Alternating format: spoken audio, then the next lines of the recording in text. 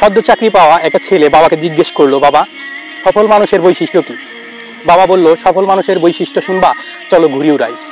ঘুড়ি উড়াতে গিয়ে ঘুড়ি বেশ আকাশের উপরে উঠে গেল। বেশ উপরে ওঠার পরে ছেলেকে বলল যে, জানো নাটাইটার সুতা, সবটুকু সুতা যদি আমরা ছাড়ি তাহলে ঘুড়িটা কিন্তু আরো অনেক উপরে উঠবে। ছেলে বলল, তাহলে তাই করা হোক।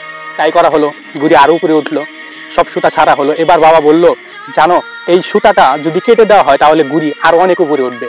তখন ছেলে বলল, তাহলে সুতা কেটে দেওয়া হোক। তাই করা হলো, বাবা তাই করলো। এবার বাবা তাকে দেখতে দেখালো যে ঘুড়িটা অনেক টাইম ওড়ার পরে আরো কিছু উপরে উঠলো। উঠার পরে ধীরে ধীরে ধীরে ধীরে সে মাটিতে টলে পড়লো। মোরাল অফ দ্য স্টোরি, আমরা যখন একটু সফল হতে নেই তখন আমরা মনে করি আমাদের পেছনে থাকা মানুষগুলো, আমাদের আত্মীয় স্বজন, আমাদের বাবা মা, যারা আমাদের পেছন থেকে টেনে আছে, আঁকড়ে ধরে আছে, তাদেরকে আমরা মনে করি যে আমাদের সফল হতে তারা বাধা সৃষ্টি করছে। আসলে সত্যি কথা বলতে, আমরা যখন সেই বাঁধনগুলা কেটে দেই, সাময়িক কিছু সময়ের জন্য আমরা ভালো থাকি ঠিকই, কিন্তু সত্যি কথা বলতে এক সময় আমাদের এই ঘুড়ির মতোই নিচে টলে পড়তে হয়।